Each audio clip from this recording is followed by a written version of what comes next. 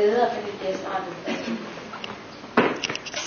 Jo, jeg vil godt begynde med at sige tak for invitationen og for muligheden til at komme i dag og sige rigtig hjertelig tillykke til Mentikerskolen med dens 5-års fødselsdag.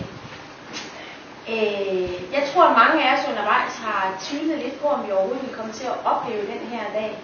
Det var en uventet lang og besværlig rejse, som vi påbegyndte i 2005 faktisk. Og egentlig er vi nok ikke nået helt frem endnu. Men vi er nået hertil, hvor vi er i dag, og det synes jeg, at der er rigtig god grund til at fejre. Jeg kan jo se, at der er mange børn her, der ikke har gået i skole i så lang tid endnu, og der er nogen, der ikke er så store, og der er nogen, der er lidt større, som har gået her i lidt længere tid også. Nu kender jeg jo ikke, desværre ikke, skal jeg skynde mig at sige, jer alle sammen, og I kender ikke mig. Men måske kender jeg jer bedre, end I tror alligevel. Ikke sådan personligt eller ved navn, men fordi I er lige præcis den slags helt vidunderlige børn, som I er. Og som jeg tænkte på, dengang jeg fandt på at lave sådan en speciel skole som den her. Måske har nogle af jer hørt, at jeg engang selv havde sådan en lille dreng, som var rigtig ked af at gå i skole. Men så begyndte han på sådan en Mentikerskole, ligesom jeres. Og nu er han blevet så stor faktisk, så han er flyttet hjemmefra og skal på universitetet. Men han er heldigvis stadigvæk rigtig glad. Jeg håber, at både jer, der har gået her i lang tid, og jer, der lige er begyndt at gå på den her skole, vil blive rigtig glade for at være her. Fordi jeg nu skulle komme her i dag, så har jeg været lidt på jagt i mine gamle mapper, og så har jeg fundet den her side. I kan ikke rigtig se, hvad det er, vel?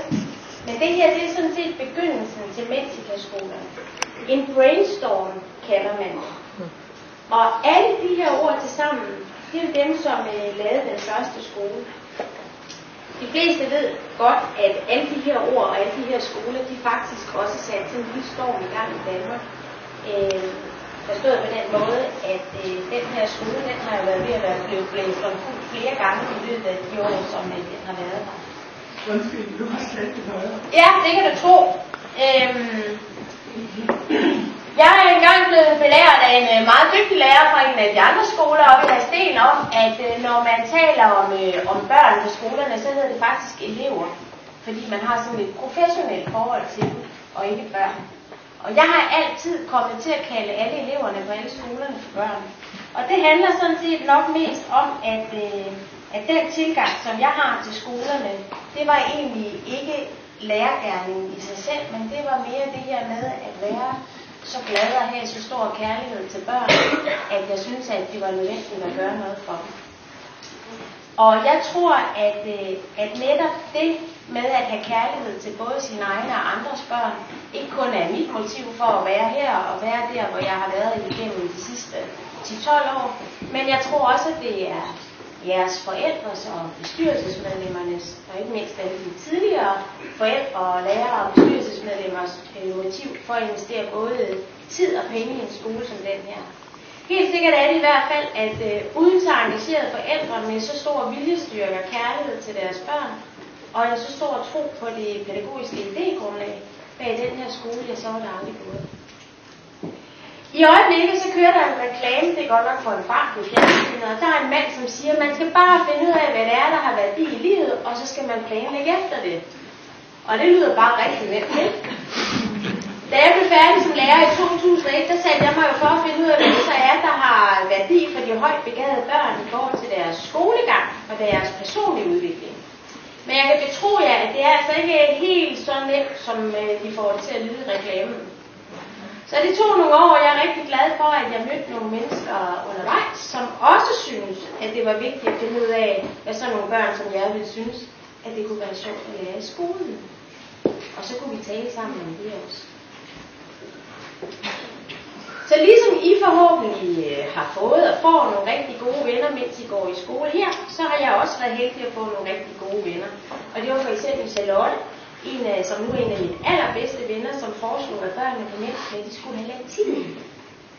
Og det har altid været et af de mest populære fag.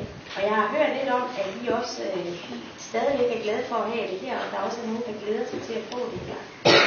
Og det er noget, der kommer ikke, men til gengæld så har jeg mange af jer fået engelsk lige fra starten, som måske også kunne være glade for. De af jer forældre og lærere, som kender mig, ved, at en af mine personlige kæpheste altid har været, at højt begavede børn ikke med deres hjerner skal beskæftige sig med problemstillinger, som deres følelser ikke kan rumme. Så da en vis journalist på Fyns Stiftstidende en vis sommer på bare 4 uger valgte at skrive 24 særdeles negative artikler, langt hen ad vejen måske heller ikke helt færdige artikler om skolen og i særdeleshed mig, og på den måde gjorde det også lidt umuligt at være sådan et bekymringsløst barn på de her skoler, så valgte jeg jo at trække mig ud af arbejdet med menneskeskolerne.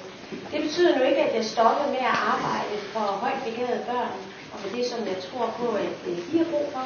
Jeg har bare valgt at gøre det nogle andre steder, og jeg håber selvfølgelig, at jeg fortsat også kan følge med i det, der sker til den her skole.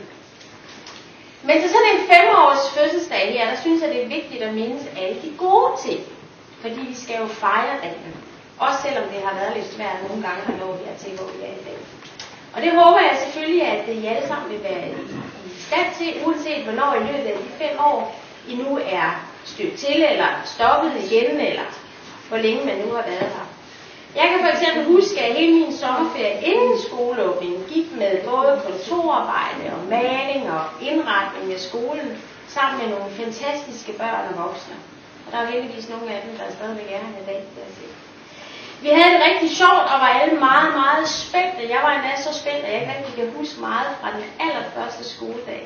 Men jeg kan huske, at der var blomsterfestival i Odense, som der også kommer her en af de næste dage i morgen, tror jeg.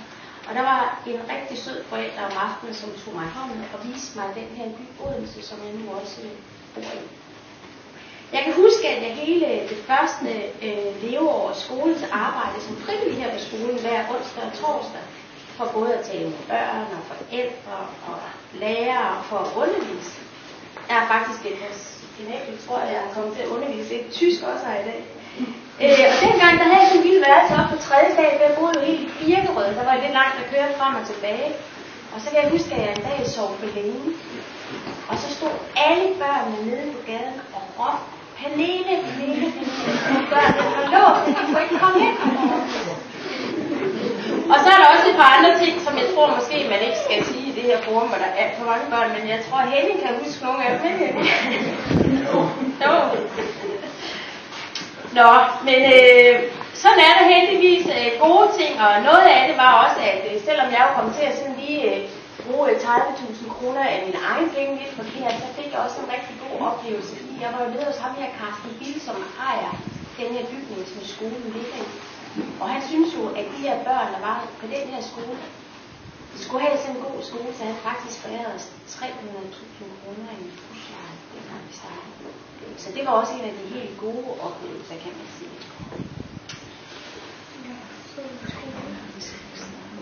To af målsætningerne for Mentikalød, dengang vi skulle starte, at etablere en skole, der skal udvikle og drage omsorg for børn med særlige begavelsesmæssige forudsætninger, i overensstemmelse med den enkelte elevs potentiale og faktiske behov, og i samspil med ligesindede. Det betyder bare, at vi vil gerne have, at I har det godt, og I har det godt med hinanden, ikke? Og I lærer noget, mens I er her. Og at elevernes karakter til den afsluttende afgangsprøve afspejler en god trivsel. Og der kan vi jo se, at der er kommet lige sådan en helt dugfrisk ny opgørelse over, hvordan karaktergennemsnittet ligger fordelt i landet. Og der kan man jo se, at det går rigtig godt.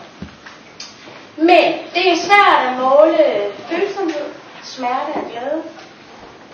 Og det er nogle af de ting, som der bliver arbejdet med her.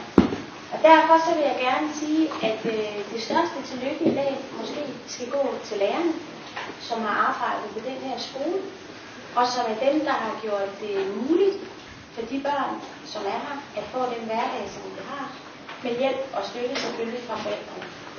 Men det er jo lærerne, som med deres loyalitet over for jer børn, har valgt at udøve undervisning, det som jeg kalder kærlig retledning af de børn, og uden deres forståelse for jeres særlige behov, så ville det være vanskeligt at få sådan en skole som den her til at fungere.